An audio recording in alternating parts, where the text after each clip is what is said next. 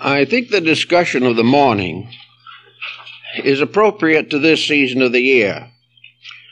For while it is not essentially a devotional talk, it, I think, gives us some new dimensions and new recognitions of values in the descent of the Christian tradition. And in order to summarize the situation, we'll make an outline of the problems involved, but it is impossible in the time available to study the matter in depth. All we can do is mention a few of the outstanding circumstances. Up to the beginning of the 4th century, the Christian faith was very largely distributed in rural districts, in desert regions, and the churches and communions were isolated from each other. Most of the members of these groups were illiterate, and there was no actual organization or integration of what might be termed the basic doctrine. As 300 years nearly had passed, the isolated regions had developed not only their own peculiar viewpoints, but had already passed through several generations of conformity. The opinions of certain leading minds in these areas became orthodox and were perpetuated generation after generation. But in the different areas, these doctrines were not identical, and in many cases not even similar. Each had its own interpretations, each had a combination of tradition and, we might say, romanticism, and the situation drifted along like this until an important occurrence took place, which was to change the whole shape of Christendom. In Alexandria in Egypt, which incidentally was the seat of the first seminary for the instruction of Christian priests, in Alexandria there was a very pious man by the name of Arius. This man differed from the prevailing doctrine of the Alexandrian synods. He decided that he could not conform with the teachings of the presiding bishop of Alexandria, whose name, incidentally, was Alexander. The bishop and Arius got into very serious conflict, and time went on, and there was considerable partisanism. Some of the bishops agreed with Arius, and this caused further consternation and discomfort to the presiding patriarch bishop. So, finally, he called a synod in Alexandria, in which about 100 bishops and other leaders of the communities gathered and officially excommunicated Arius. The debate was largely concerning the essential nature of Christ. The problem was that Arius believed that Christ was a spirit that overshadowed and entered into the life or body of Jesus at the baptism.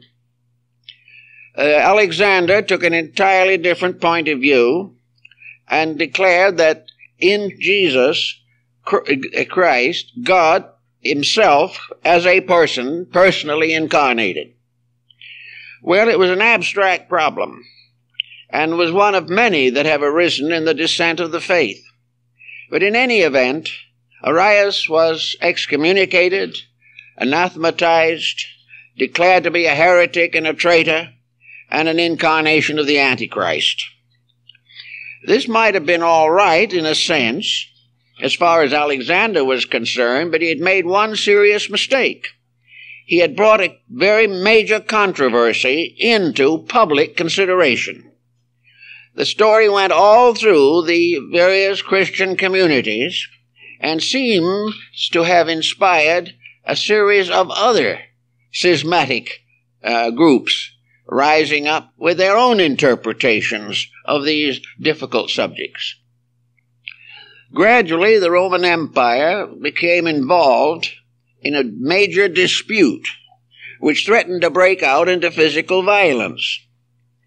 In 313 A.D., the Roman Emperor Constantine the Great had issued an edict to protect the Christians. There was to be freedom of belief within his domains. This was all right until this particular problem arose, and it looked as though the Christian community was going to be involved in a civil war, persecution, and other difficulties. Constantine, therefore, sent messages to both Arius and Alexander, asking them to reconcile their differences. They refused.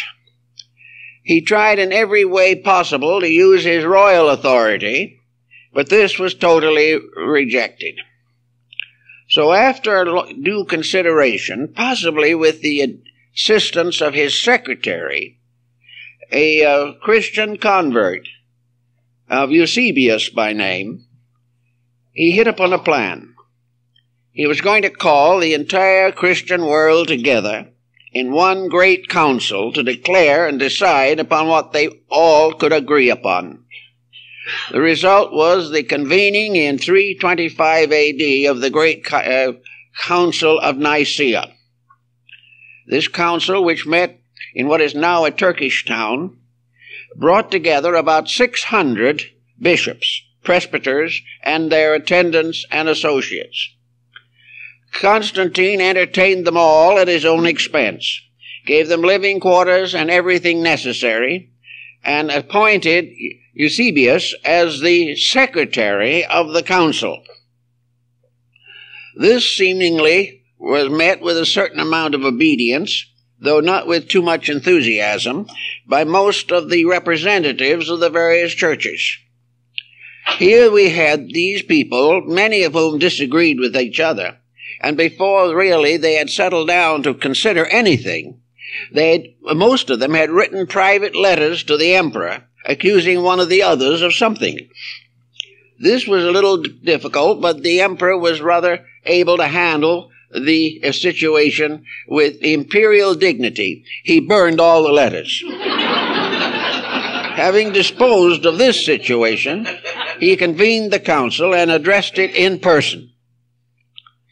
Now, it is probable that while most of those present had no interest in the emperor whatever, and did not care what he thought, there was one situation they couldn't entirely neglect. He had the power to be very difficult if they insisted on irritating him.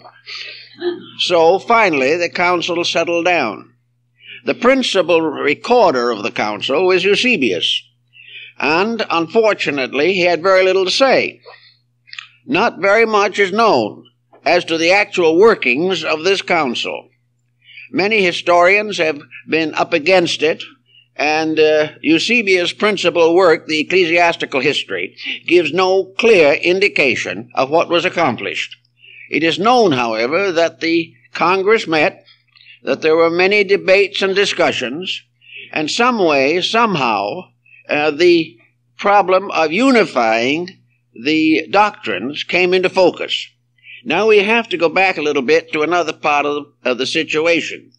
These old bishops and others who came to the council, some, by the way, passed on en route and never got there. They were the oldest people in their communities and the most venerated, and in most cases, each one had a doctrine very largely his own. There was no New Testament at that time, but each of the little churches had some kind of a relic which they regarded as very sacred. In most instances, this relic was a book, or a part of one, or a few pages of one, or a few lines of one. It was never read. It was wrapped in cloth or silk or some precious substance, placed in an ark, and concealed in an opening in the altar. There it remained, generation after generation, worshipped but not read. Against this situation, there were a number of traveling priests and bishops who wandered up and down the countryside, visiting these small churches.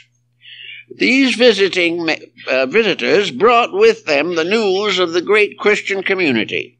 They told about world affairs. They told about the various conditions of the churches. And they also recited some parts of Scripture or some legend or some story they had heard relating to the life of Christ and his apostles. In this same book of Eusebius, by the way, there are a number of appendices by other early Christian scholars, and one of them is quite interesting. It is a list of the 12 apostles and the 70 disciples of Jesus Christ. This list is all named, numbered, and where they came from.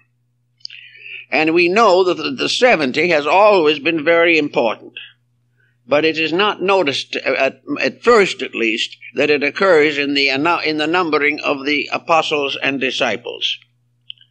In any event now, these various prelates in their little local communities brought with them, at the imperial request, these fragments of sacred writings which had belonged to them, or transcripts thereof. In some cases it is believed that the message was brought orally by the representative, who may not have been able to make a transcript. But in any event, all of these ideas were put together. And then all of the various records, everything that was brought to Nicaea, relating to Gospels and to sacred writings, were put together to be considered for the compiling of a Bible. Now, this again is not clear in Eusebius. No one knows how this selection was made, but it was a rather arbitrary one, and certain works were included and certain works were excluded by apparently a system of voting.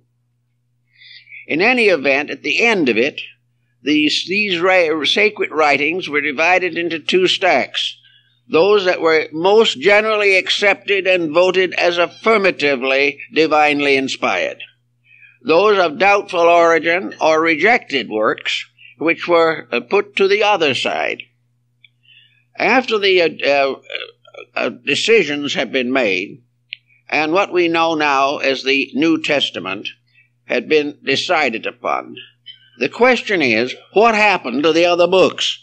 This is a very moot question. Some feel that in all probability they were destroyed. Eusebius, however, does not say they were destroyed. It is quite possible that a number of the delegates went back to their own communities and continued to follow their earlier personal conclusions and convictions, and that the actual decision of the Nicene Council was not followed completely. Out of the Nicene Council, however, there came the first manuscript forms of the Bible. Probably the most famous of these is the Sinaiticus, which was found in the monastery on Mount Sinai. It was for some time the possession of the Russian government and was later purchased by the British Museum. This is not a complete version. Parts are missing, because the monks had already begun to throw away the old vellum as waste paper. But most of it was saved, and it is probably one of the most valuable manuscripts in the world. In this we have the gradually integrating outline of the present form of the New Testament. It was in Greek, and the chances seem to be very good that the writing was actually done in Alexandria. Alexandria was the seat of the first, second, and third important leader of the Christian community, and also an area of scholarship where scribes and translators could be found to do the most difficult works with considerable skill. And now the question arises, what happened to the books that were not accepted? Were they rejected because truly and obviously they were not inspired? Were they rejected by uncertain votes? There is a report that some were partly accepted and partly rejected, and that in some instances those accepted only got in by one vote. But the fact remains, what happened to the ones that didn't get in at all? It has been believed that these have to be classified under two general headings. The first is the heading in which surviving works are known. About 30 of the Christian apocryphal and apocalyptical writings are extant. There are a number of fragments also that have been recently discovered. Add to these, perhaps the most important of all sources are the ones referred to by the early fathers prior to the Nicene Council, but never found. They are a number of quotations attributed to Christ and his apostles from Gospels that have never been rediscovered. It is not likely that the early church fathers fabricated these lines or these sections or these statements, but whatever happened, perhaps their sources were destroyed after the Council of Nicaea. In any event, there is probably a considerable group of sacred Christian writings that exist only as names and short quotations in the writings of other church fathers. Some were particularly well informed in this particular area and quoted many writers whom we do not know today. The next problem would be to try to determine the fate of those which did survive in some way. And here we have what we call the Christian Apocrypha. At the present time, approximately 30 books are known, in addition to the more complete scriptures, which in the early printed editions did include some of the books now regarded as dubious. There is also an Old Testament Apocrypha, which we won't be able to touch on today, but part of it, especially the book of Maccabees, was continued in the Old Testament beyond the time of the King James Version. Luther rejected the Apocalypse of John completely, and there's been controversy over many of these books. Actually, in addition to the Apocrypha as we know, there are a number of volumes, and some of the early fathers included among the Christian documents the writings of Valentinus and Basilides, the Gnostics of Alexandria. They were quite justified in doing so, and the recent discovery of the Gnostic library proves that as early as the 4th century, which is the time under consideration, these Gnostic books had many references to the life of Christ, to the ministry, and in the case of the Pista Sophia, which is certainly of the 3rd to 4th century, there is a detailed section devoted to the instruction given by Jesus to Mary of Magdala. Therefore, many of the Gnostic writings, both the Christian Gnosis and the Jewish Gnosis, do overlap and do definitely have references to the life of Jesus and his teachings. Those that have survived to us under more or less special headings, for the most part, have been decided to be of an optimistic nature by church historians in general. Most of the apocryphal lives of Jesus gave strong emphasis to his childhood, which is comparatively weak in the gospel versions. They also indicate that as a small child he performed numerous miracles, of which one, of course, was the creation of clay pigeons which came to life and flew, and several other similar episodes. Also, it is apparent from these early writings that there is no overshadowing of tragedy in most of them. They do not go into the tragedies of the effort to disseminate the ministry. Among the most interesting probabilities in connection with the apocryphal writing is to consider whether they formed a tone or an underlying quality which the Orthodox theologians were afraid of. And this is perhaps best noted in the Gospel of Nicodemus, which is very interesting and does include the death of Jesus and the descent into the underworld and the harrowing of hell, in which he went down. And the discussions between the evil spirits of hell and the Messiah are very curious. But one of the most interesting is that the spirits of evil, speaking of sinners in their domains after death, said that they would be punished until it was time for them to be reborn again into the material world. This probably cost Nicodemus inclusion in the Scriptures, because the Orthodox community was too severe on these particular points. There are many other similar interesting episodes, and some very controversial ones. One of the most interesting and stimulating groups consists of the letters of Paul and to Paul in relation to Seneca. According to one of the apocryphals, Seneca, a Roman philosopher of considerable esteem, wrote many letters to Paul, the apostle, and in turn he wrote to Seneca. The tone of the apocryphal book is to the effect that Seneca, if not a convert, was very sympathetic to the Christian cause. And there was considerable discussion of fine points of theology. But for the most part, the letters were of a kind of general, kindly, and constructive attitude throughout the story. Another interesting group of material deals with the life of Pilate after the crucifixion of Christ.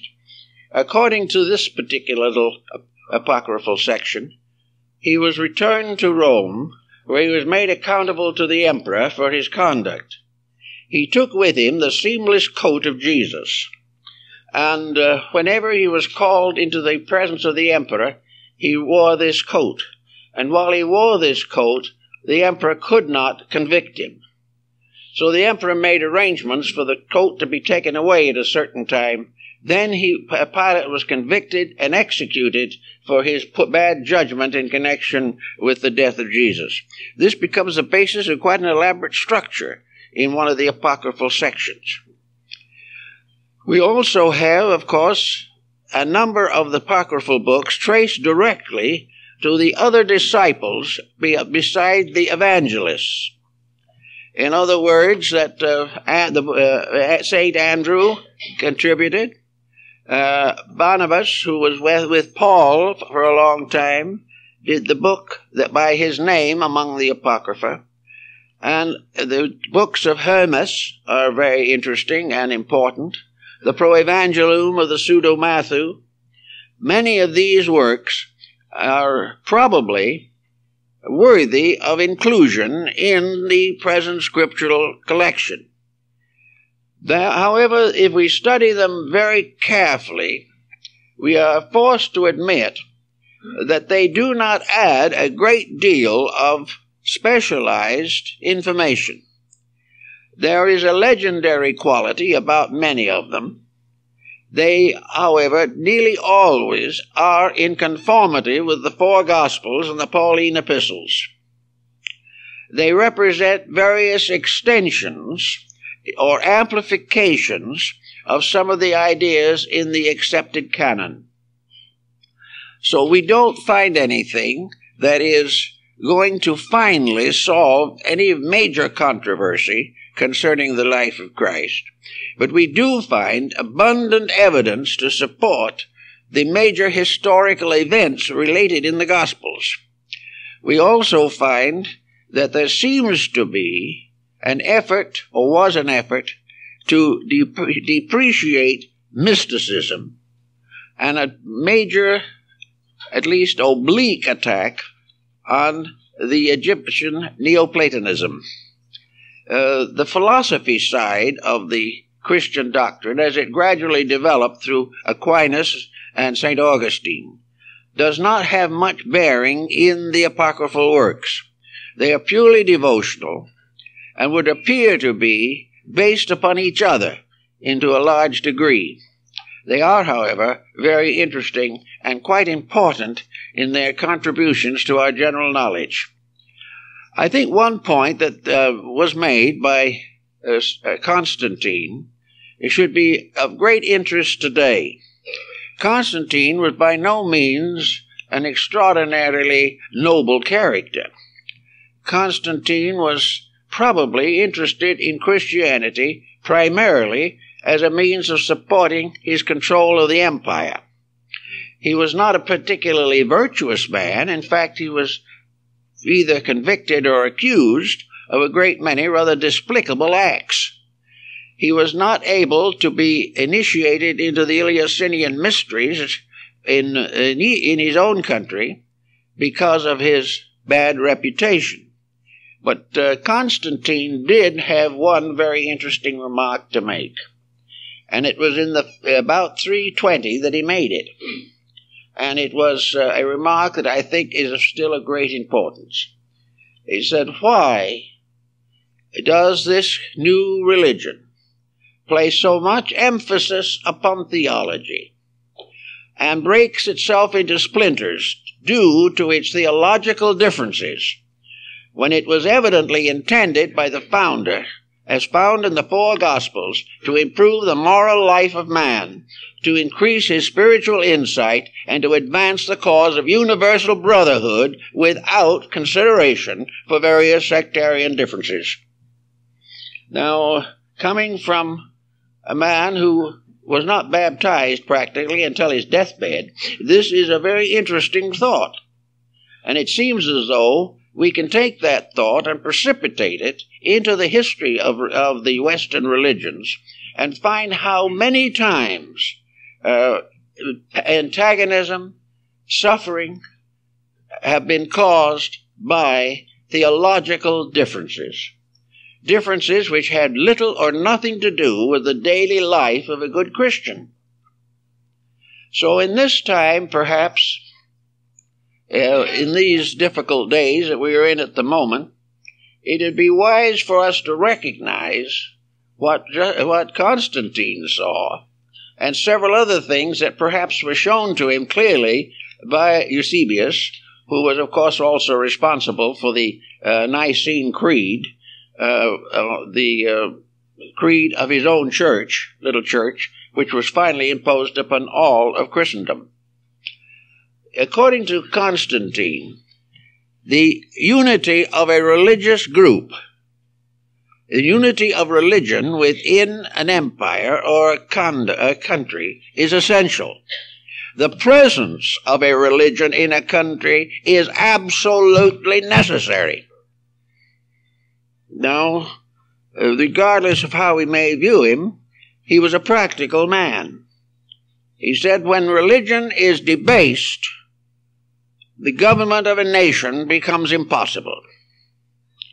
That as long as people are divided concerning their belief in God, they are also going to be divided in everything else. Now, these thoughts probably come essentially from Eusebius, who was the mouth for Constantine on his religious matters. But Constantine agreed with them, justified them, and promulgated them, and insisted upon them. He could look back upon the Roman period in which Christians were thrown to the lions in the arena. He had already, long before this, declared religious tolerance throughout the empire. Now he saw that this religious tolerance was permitting individuals to variously distort religion to the advancement of their own conclusions. Constantine, not being a philosopher, not being essentially a mystic, probably had very little insight into the deeper and more subtle values of spiritual conviction. But he did see the effect of various religious mistakes upon the secular life of humanity. And those who came after him recognize his importance in the great council which he convened, but have paid very little attention to his thoughts about what religion was to be in the life of mankind. It's all summed up in his one major overthought, that he needed Christianity in the Roman Empire to hold it together. And all the rest was an expansion of this concept. Now, it was also true that there had already been a considerable amount of conflict misery and suffering caused by religious differences within the boundaries of the empire. So what Constantine was anxious to have accomplished was that there be a uniformity of belief, that the Christians were to get together and decide what they believed for once and for all, and having decided it, lived it. This was the important consideration.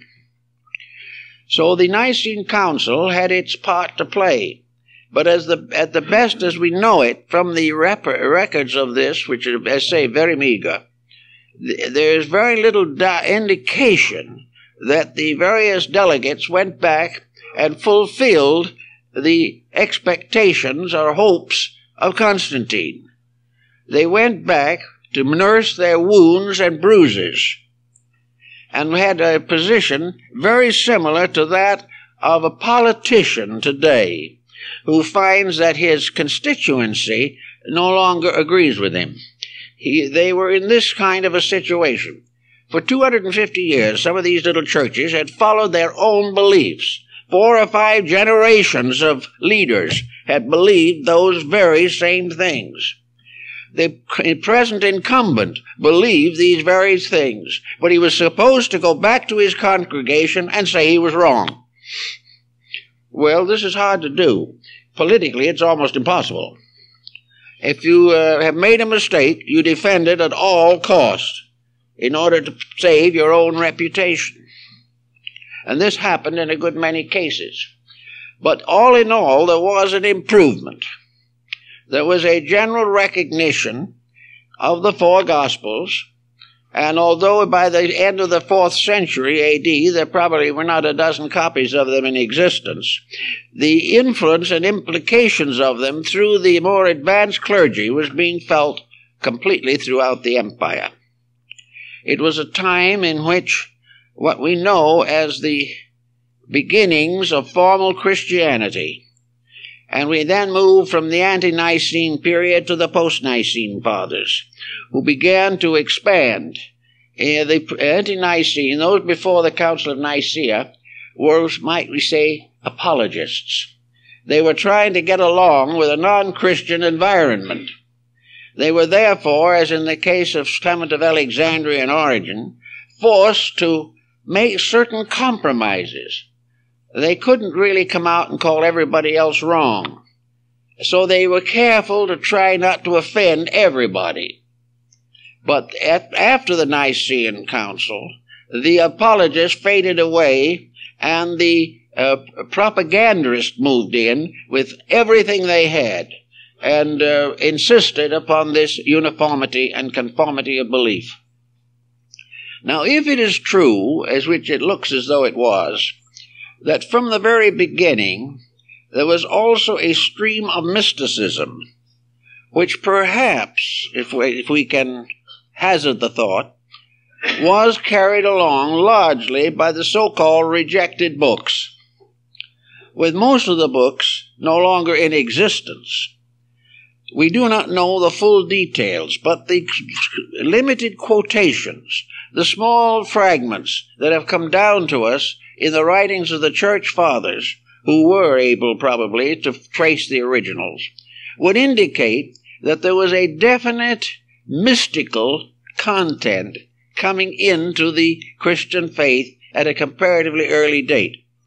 The apocryphal books, particularly those dealing with the life of Christ, also indicate a greater use of miracles, many wonderful happenings that have never gotten into the Orthodox Gospels, strange circumstances, natural phenomena, and all kinds of mysterious, mystical, almost magical elements.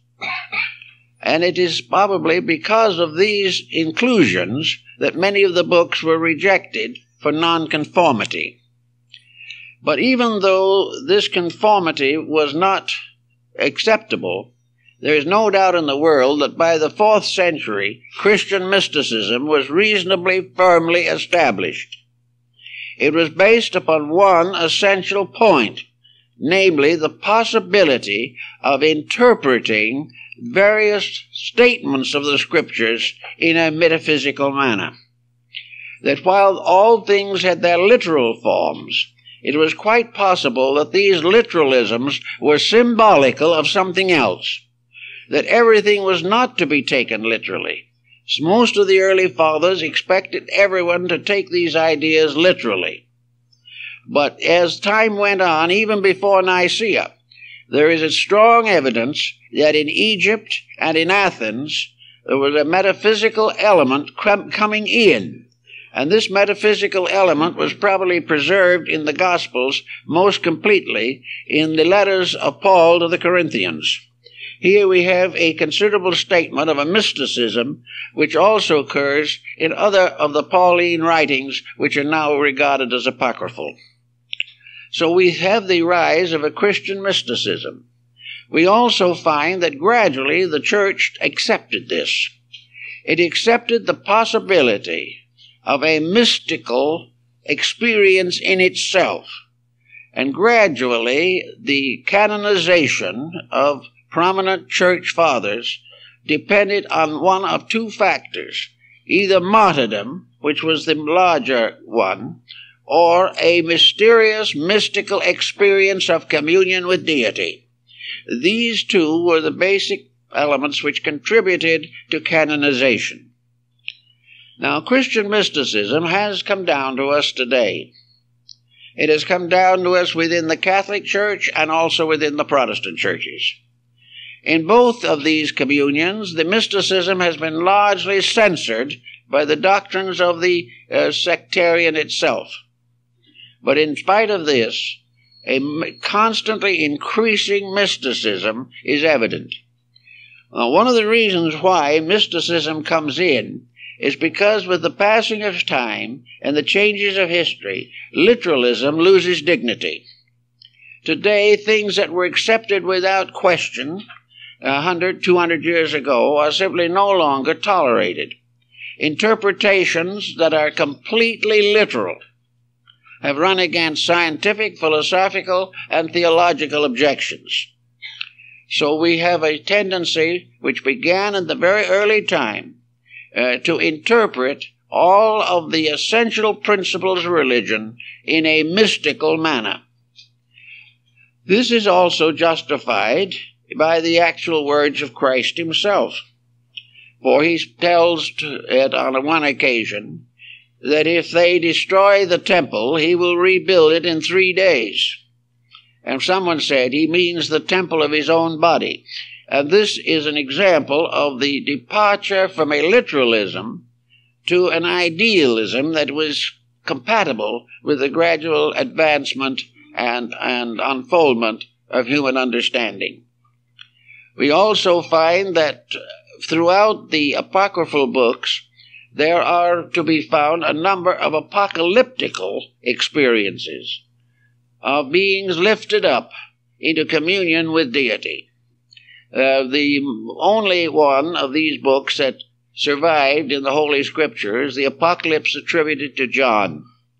But there was one by Peter, there was one by Paul, there were several others by other disciples, and some by early church fathers. These experiences seem to be an effort to recognize the spirituality of the universe. In the days of the Egyptians and the Greeks, the idea of a physical universe with nothing but a physical foundation was unthinkable. And even the fathers of astronomy, Ptolemy of Alexandria, for example, recognized the idea that the physical universe was the shadow of a spiritual world. It was something cast upon the face of nature, which had its origin in a divine purpose or a divine plan. So most of the apocalyptical visions found in the apostles and in the commentaries and the apocryphal works were based upon a system or concept of astronomy which had developed in Greece and Egypt and in Chaldea. We also realize that the apocalypse is very similar in its structure to the Muslim vision of the ascent of Muhammad into heaven. The idea is found also in the Kabbalah and in the early mysticism of the Jewish Kabbalists. In any event, the whole concept was, in all of these works, that the universe was a spiritual reality, that the physical forms that it existed were symbols, evidences of something greater than themselves. The point of view that the universe was created out of nothing was held for a time by the early church, but gradually relaxed away, because it was simply not possible to assume that something comes from nothing. But in any event, the main theme of the situation was, as represented by John in the Apocalypse, is that life is a spiritual mystery, that religion is the recognition of the reality of things unseen, that man himself is a spiritual factor moving through a spiritual world, but this truth is obscured by the restrictions of his own sensory perceptions.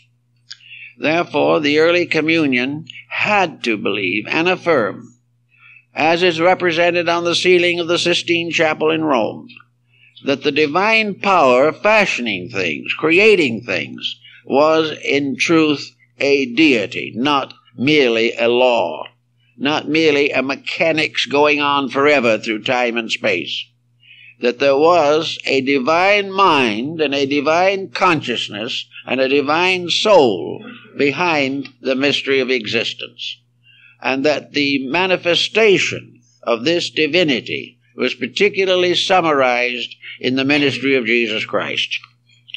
So that the apocalyptical books all have this flavor, but do not fully mature it.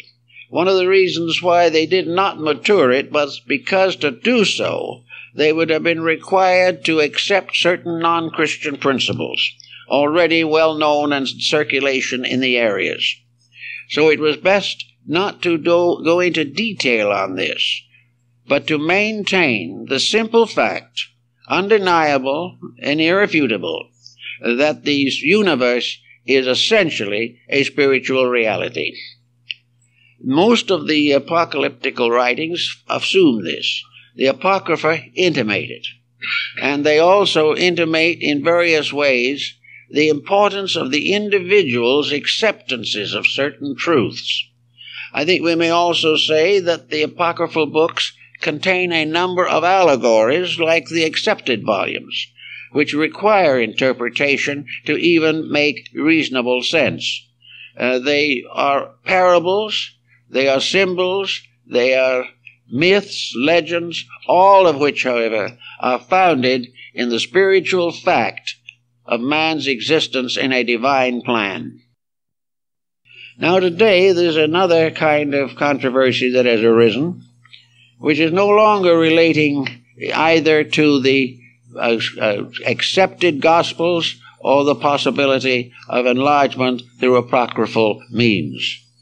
The head-on collision today is between what we might term materialism and idealism. The non-believers of antiquity were regarded as heretics. The non-believers of today pride themselves that they are scientific intellectualists. They believe what they believe. Just as all these little priests and bishops back in the 3rd century and 4th century believed what they believed. It is a series of believings. And the Apocalypse of John and the apocryphal writings together both challenge these acceptances of things in common circulation, but without any foundation in essential realities. Even in the times of Origen and St. Athanasius, there was a certain misgiving about the acceptances of the past in its orthodox form, that because something had always been believed did not make it infallible. It was only infallible if it was true. and it was very difficult to prove or justify some of the prevailing beliefs which were holding control of public minds even in the 3rd and 4th century. Today we have another head-on problem, but we have not yet developed a Constantine to handle it. And this problem is simply that a world divided between belief and unbelief is in a very serious condition, because it provides the grounds for all kinds of fanaticism, terrorism, and disillusionment in every area of life. Constantine liked to believe and more or less affirmed the fact that these differences are simply relatively unimportant, that the only things that are important are the unities, the things which are generally accepted. Constanza, the daughter of Constantine, finally convinced Arius to come into some kind of a compromise decision with Alexander. And perhaps it was her charm, or perhaps it was her piety, for she was a Christian, that finally an arrangement of arbitration was achieved. But in this arbitration it was never consummated, because Arius died in Constantinople while on his way to be restored to his official dignities. This was the end of the one heresy, but it was the parent of many heresies that go on all the way through, not only the Christian faith, but most of the religions of the world. Every religion has had a council at somewhere along the line to try to straighten out its problems. And these problems are all based upon the lack of evidence that is generally acceptable concerning divine matters. To find an agreement between persons of different convictions, different ages, different races, different nations, these differences, how to reconcile them?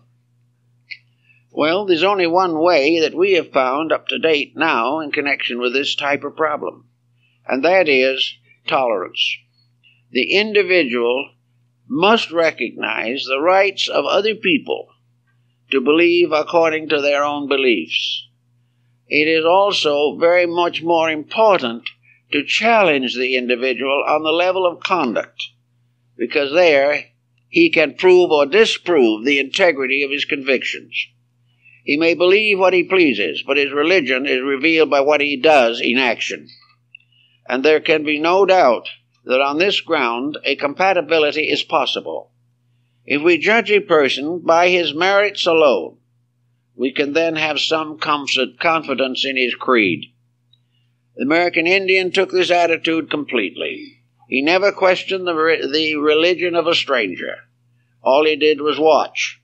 And if the conduct was good, the stranger was good. And if he was good, the thing he believed had to be good. So that in this way, a lot of controversy was eliminated. Again, today we have the same problem that the Nicene Fathers faced, namely that there are a large number of schismatic fragments of all the religions that break away on some point of difference. Constantine thought most of these points of difference were rather unrealistic, and that others would not be solvable by the human mind. That some things had to be accepted by faith, and by faith alone. And that if faith was strong, the individual was strengthened. If his faith was weakened, his morality collapses. So it is faith which must take the place of knowledge in the study of the ultimates. The ultimate nature of deity, the ultimate purpose for the world, the ultimate end of man. These situations can be verbalized into more or less parables or simplifications, but the facts are beyond human conception. And these facts are not necessary. Man never needs to know more than he can reasonably learn in order to live as well as he can reasonably be expected to live. So from that time on to here, we find this long shadow of an old problem that is being more or less born again. This year, the world has many people with good ideals, with high hopes and severe and conscientious principles, and yet the great bodies of mankind, both religious and secular, have not been properly reconciled. Unless they are reconciled, they cannot lead the way to a world peace or a universal enlightenment. Education has certain advantages over theology because it deals mostly with things which can be demonstrated up to a certain point. And education generally quietly neglects or denies that which it cannot reach. But today, the struggle between materialism and idealism, it goes on because of the failure of human beings to sit down together and attempt the reconciliation of their differences. Perhaps the nearest thing we have today to the Council of Nicaea is the United Nations organization. And the delegates thereto are very much like the bishops of the 4th century. And most of them are writing letters criticizing each other. But the fact, man, is true that something must be done to reconcile the common differences of mankind. And among these differences there is a violence, there is a tyranny of attitudes, there is an unwillingness to arbitrate, there is a determination to live or die on a certain point or condition. And in most cases, the elements involved are not especially valuable. When I was in New York a number of years ago, I gave a series of lectures in a building there, which was devoted very largely to philosophical discussions of one kind or another. And I learned while there that two very important sects of philosophical thinkers had wanted to use the facilities of this building. They had wanted to have the right to hold their own meetings there. But in both cases it was understood that they could not possibly do it if the other group was admitted. Even if it was a different day, a different place, a different time, if one was admitted, the other would refuse to come. And that was in the recent years. So this type of thing is slow in breaking down. There are evidences that it is becoming somewhat better. And there are now groups that are able to get together who had no common ground 50 years ago. But the great problem still remains. The 4 or 5 great religions of the world all have essentially the same teachings. And as one great scholar of the past said, there are 70 names of God, but only one God. There are many faiths, but only one reality behind them all. And we have been divided for centuries by names and words. We have thought if the word was different, they were talking about a different thing. But this is not true. The one great thing that we have to learn is the divine law governing life. And we have to learn to get together and serve that law together and in cooperative relationships. World Fellowships of Faith, I attended the World Congress of Religions, and many other groups trying to work out these problems. They have strong support from minority groups, from those who are not prejudiced, but the rest are in the same bad spot as that which confronted Constantine in 325 A.D. The situation must be clarified. We cannot permit this difference of opinion. We cannot permit any unreasonable, unfair condemnation of an individual on a principle which does not involve ethics or morality or integrity. Integrity we may demand. Ethics we may hope for. We may hope for honesty and consecration and sincerity. But we cannot expect complete agreement unless we broaden the foundation, enlarge the structure until it is inclusively possible to get everything into it. Now, At this time, we are gathered to celebrate the birthday of the greatest figure in the history of humanity. And the power of this figure in the transforming of the life of mankind cannot be overestimated. All the words that were written about him, all the Gospels that try to interpret him, are secondary to the miracle of the fact itself.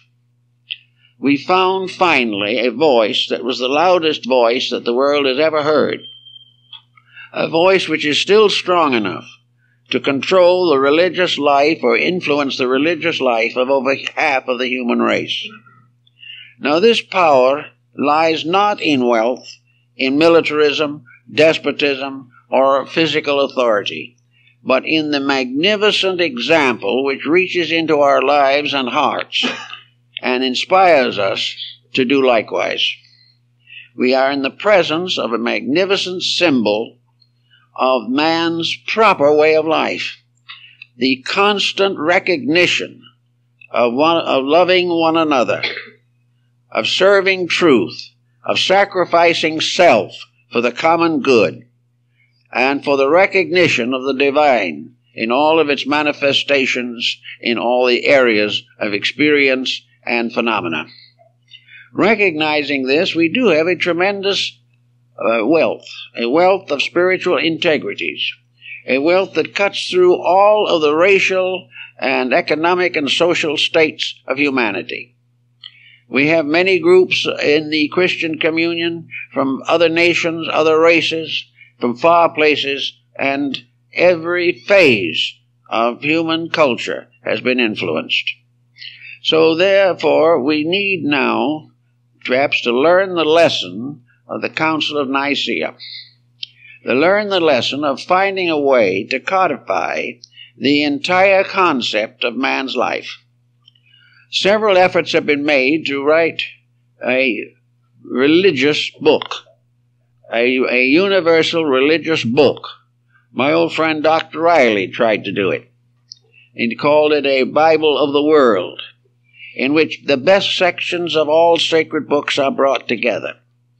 This was a very noble experiment. Many profited by it, but it was not strong enough to move the situation in the direction that it has to go.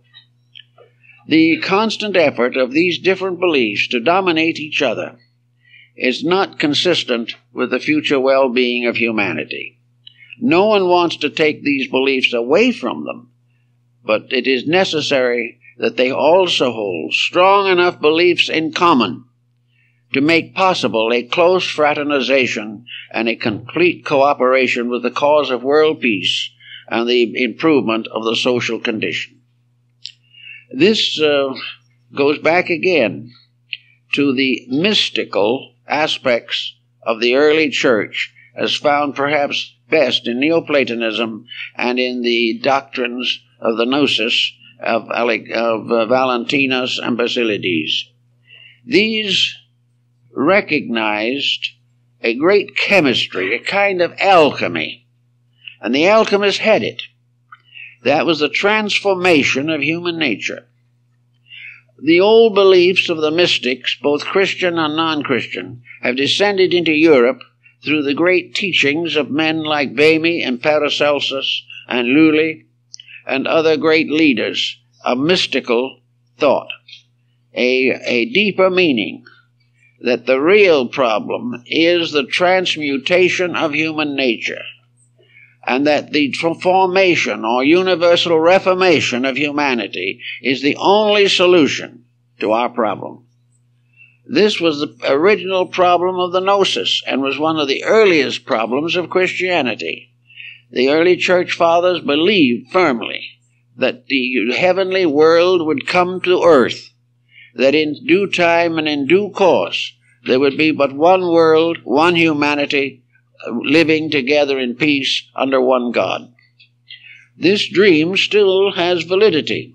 It is still something that we have to fight for or work for or struggle to attain. And unfortunately, up to the present time, it's been a very difficult path. Actually, however, there is progress.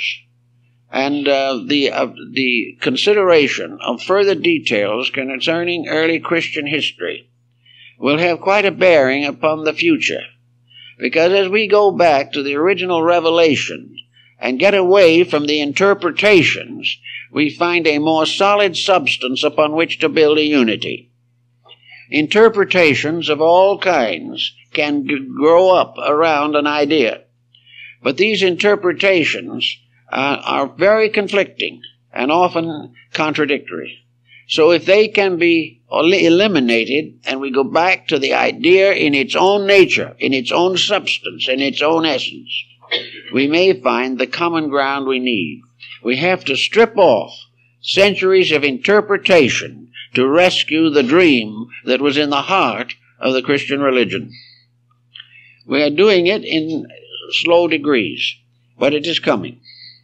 And when the time comes for it to really play its vital role in the reorganization of human society, it is only reasonable to hope that it will unite with all other faiths in the common purpose for which they all stand, and will not hesitate simply because another faith has a different name. That we will no longer consider the heretics and the non-believers. We will rather recognize that these are terms in our own minds, but that everywhere, from the beginning of time, religion has had one purpose, and that purpose was the improvement of the inner life of man. This is the thing that is most important. This is the emphasis that Paul made, both in his accepted epistles and those which are in the Apocrypha, that the great problem of all time and all things is that we all come together in the realization of the brotherhood of man and the fatherhood of God. Until this experience comes, we are not religious. The Gnostic Christians and some of the others had a mystical baptism, which is implied in some of the apocryphal writings, but not clearly set forth. In this mystical baptism, the individual simply stripped off all of the garments of his believing and went back to the source. That he was to start as a little babe again. But while he might be a grown person in body, he was a little child so long as his inner life was not strong enough to sustain him. The purpose of the child is to grow into an adult in whom the power of self-determination is sufficient to guide life. It is only the individual who can guide his own life in the way it should go whom has any right to be regarded as mature or grown up in his concepts.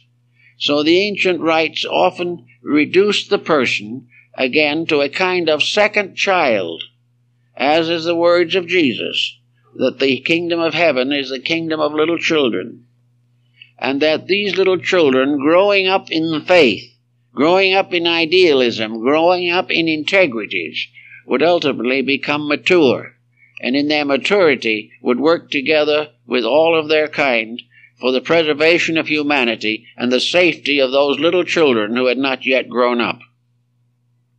Thus, the purpose of the entire situation still is what it was in the beginning, to answer a primary question, namely, is there a power of infinite good at the source of life? Is there a law that determines all action? Are there realities that cannot be denied? Are there laws governing personal conduct that cannot be violated without tragedy? And are these laws the representations of the consciousness of the creating power? Are we therefore living in a universe in which there is a lawgiver, and we are expected to obey that lawgiver? This is against the concept that is held by some, that we are in a universe of accidents and incidents, that there is no rule governing anything, that the individual while he is alive, and when he dies, he's dead, and that's all there is to it. This type of belief has made possible most of the miseries of the human race. and the idea that we must cling desperately to it, regardless of anything, is very much shadowed out again in the great argument between Arius and Alexander. Neither one would give a bit to the other. Neither one would admit that there could be anything wrong with his own interpretation of realities. As a result of that, the world has been locked, more or less, in a religious, scientific, philosophical, industrial, economic conflict for thousands of years. The answer seems to be that everything that happens points towards what is necessary. It points to solution, and the individual very often simply glosses over it very quickly for fear he might be tempted to solve something. He wants to go on as he is. This condition goes through all departments of life, economic, social, cultural. But the time must come when, through the experience of his own tragic mistakes, the human being comes back again to the realization that there is an archetype, there is a plan, there is a purpose. And those who are understanding and enlightened are either for this purpose or against it, and that there can be no compromise.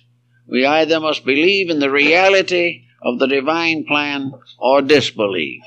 If we believe, we have strength to meet many obstacles and problems with courage and integrity. If we do not believe, we find ourselves in a shipwrecked condition in a world that is gradually falling apart. The apocryphal writings have been translated now from manuscripts in the Vatican and in several other great centers of culture. A number of them are available, one of them in the terms, the lost books of the Bible. They are suitable to be read and considered. They do not contain a vast amount of new information.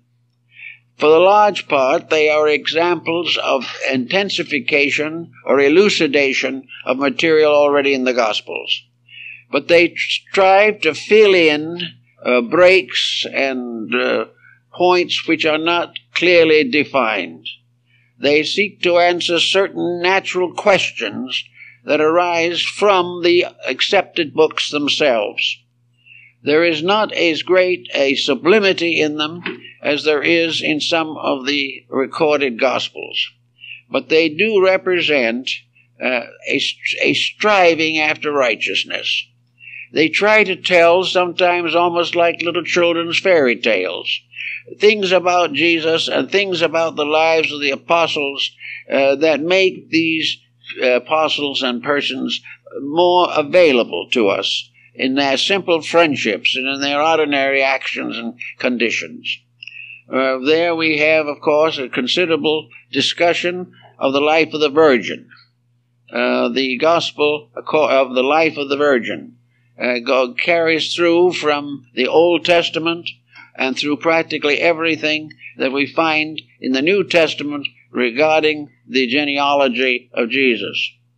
We also have all kinds of little additional things thrown in to vitalize and make more interesting these classical accounts. And there is no doubt that many of these books would be a considerable inspiration to the average person. That they do indicate also that early there was a greater literature. But this greater literature, particularly in its more profound parts, is not present in the Apocrypha. The Apocrypha is a kind of commentary on the Gospels in substance, and with certain emendations, but with a slightly mystical flavor, a more miraculous approach, a reality of things that would be generally regarded today as magic or something of this nature. But the various divine personalities or worshippers or bishops are given powers and circumstances, and these in turn contributed to the Golden Legend, the first great book of Christian, we might say, mythology. Vortigern, in his Golden Legend, gives the lives of saints, the lives of martyrs, He is also the one who, for instance, gives us a clue to the sacred books of the Ethiopians.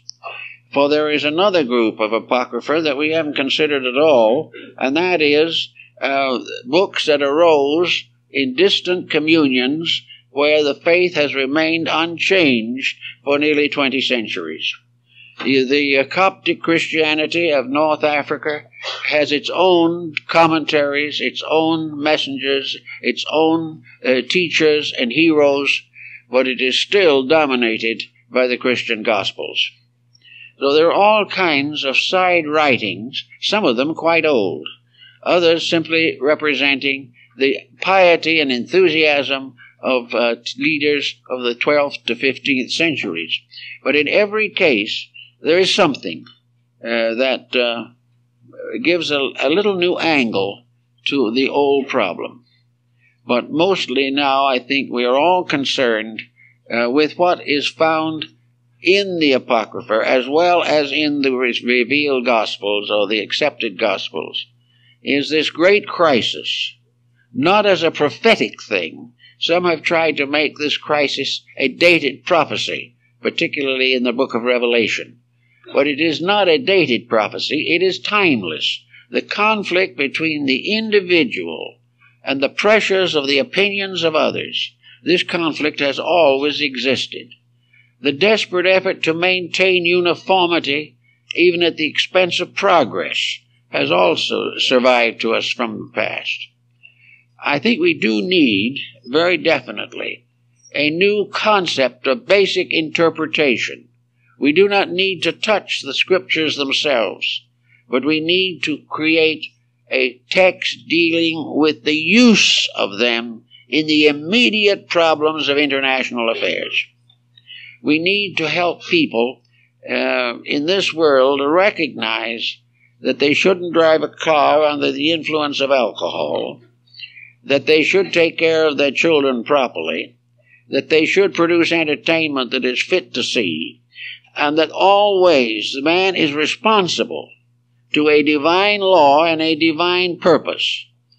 But he will not serve that purpose or that law unless he believes in it. And in lacking belief, he must live with the consequences of his disbelief, and this consequence is very serious. So as then, so now, for nearly 1800 years, the Christian authority has been diminished by feudalism. It has been damaged by conflict within itself, conflicts that have never really been solved. Some of them partly arbitrated so that people can get along in the same community without actually warring over it. But still in the lives of many people, their own peculiar creed is true and all others are untrue.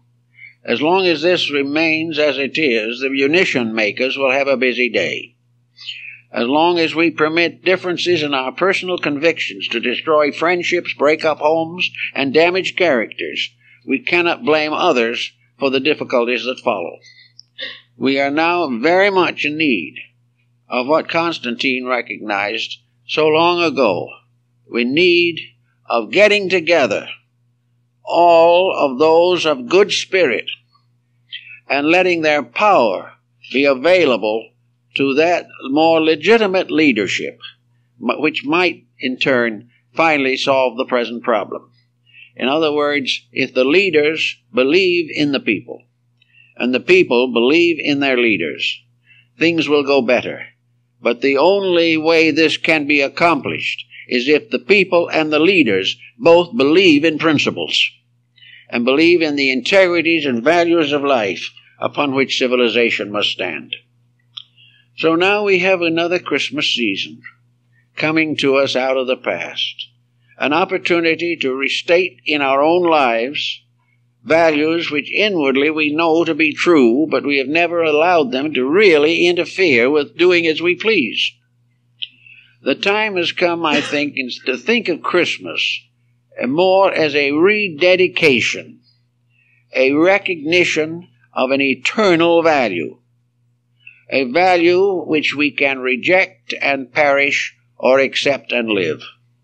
that the teachings that are essential were not essentially given to the world by only one teacher. Honesty is a world conviction. Kindness is a world conviction.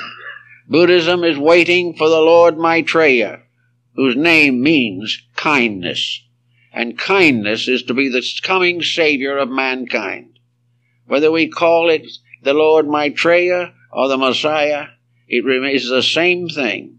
For it is the quality, the principle, and the energy which the word symbolizes that doeth the works. It is not the word. So everywhere we are waiting for world peace, world understanding, world cooperation. We are seeking to feed the hungry and fulfill all of those requirements which Jesus bestowed upon his apostles. And in order to do these things, we must begin to think in terms of solution and realize that while this may be a little difficult, while we may find it hard to give up some of our pet notions or to share our goods with the unfortunate, that in the long run, it is the virtue of the truly religious person to work constantly against the selfishness in himself and to gradually recover from the blind spot which he has permitted to develop, in which he is able to live his daily life without consideration for the spiritual importance of the things that happen. The happenings of daily life are symbols of the quality of human attainment. And where the happening comes to sorrow, it means there's something wrong in the conduct of the person. A sorrowful, weeping world is a world that has departed from principles. It can only come back to those principles and survive. Therefore, at Christmas, we are constantly reminded of an eternal mystery, the mystery of the love of deity manifesting upon all planes of existence. And this so happens that if the love of deity is with us, our love should be with deity, with doing the works, so that in a little way at least, we are all bishops. We are all members of a kind of world clergy in which our dedication is primarily to the works of righteousness. If these thoughts can be strong in our hearts and minds at this time during the Christmas season, I think we will be more serious. We will still enjoy the good, but let us remember that when we give presents, in a sense these presents are intended to represent rewards. The little boy who is naughty is not supposed to get a Christmas present. The grown man who is naughty is not expected or not able to claim a happy life, the respect and love of his friends and family. We are rewarded by the mysterious gifts of grace that reacts from our own conduct. And each individual who lives a little nearer to the truth will find in himself that he is a little nearer to peace, security, happiness, and world unity. These are the things that we must give consideration to, especially this year. For we see now that, as never before perhaps, the dangers of selfishness and materialism.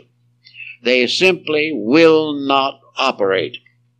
And unless we are able to do a little better with the subject, we are going to drift along to one tragedy after another. It is not the name of the power we believe that is the most important. It is that our belief leads to obedience, that what we know to be true, we do.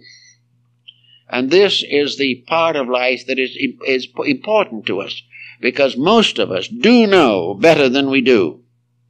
And if we do what we do know, we will know more. For each development of character releases from within ourselves a new wealth of mystical overtones and insights and understandings. So we'd like to wish for all of you this year a new dedication to the great principles of truth, new friendship, the ability to say more and more that there is no belief in the world that you are going to criticize, that you're going to do everything possible to help everyone live his beliefs in terms of the one truth behind them all. and that if we will overlook appearances and stay with principles, we can accomplish something for nearly everyone who comes into our lives. So having a deep insight into meaning yourself, into the realization that if we love truth, we will keep its commandments. And if we believe in Christ, we will keep his commandments. If we will kind of make this a living, firm establishment within ourselves, we'll have a better new year, and the whole world will be better.